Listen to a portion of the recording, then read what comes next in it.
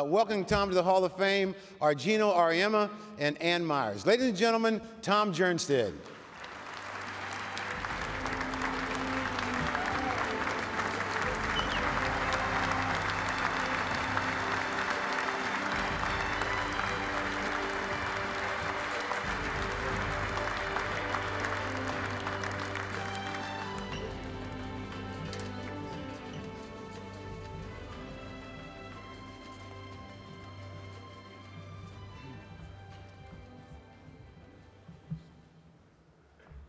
Thank you, Annie, an Olympic basketball player and pioneer in women's basketball at all levels.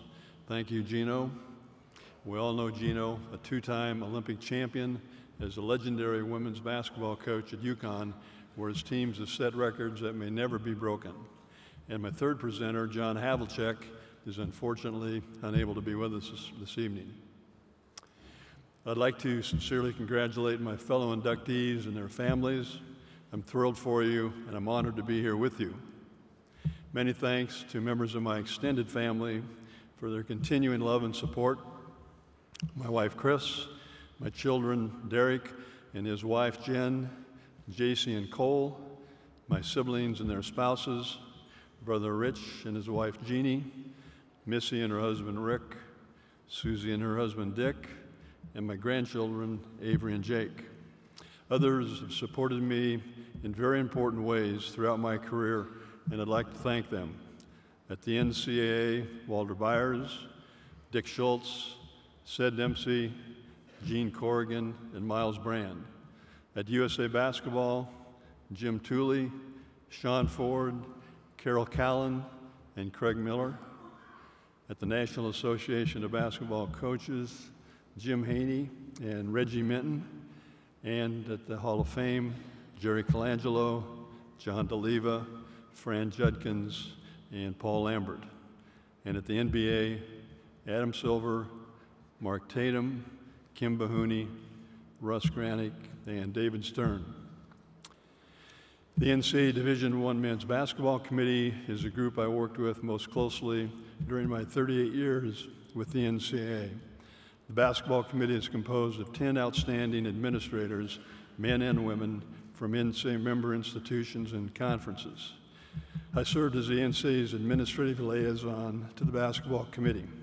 Dave Gavitt, C.M. Newton, Wayne Duke, Jim Delaney, Bob Bowlesby, Jim Host are examples of the kind of talented administrators who served on the basketball committee or made significant contributions.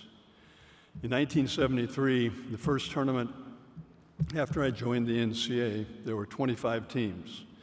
The basketball committee had the vision to recommend expanding the tournament bracket from 32 to 48 to 64 and eventually 68 teams over the years to recognize the ever-expanding pool of talent and interest in the game in every part of the country.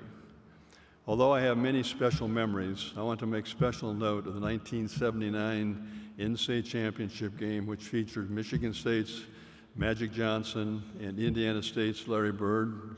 Larry's with us this evening. The television rating for that game was 24.1, a record that still stands today. It's hard to believe that game was played in a campus arena at the University of Utah with a crowd of 15,410. When it became clear that the popularity of the Final Four had created an intense demand for tickets, I went to a basketball game at the Superdome in New Orleans and climbed up to the last row of the upper deck. I started asking fans, "Are you disappointed? Is this a good experience for you?" To a person, each one said, "I knew it was going to be up high, but I'd rather be here than outside."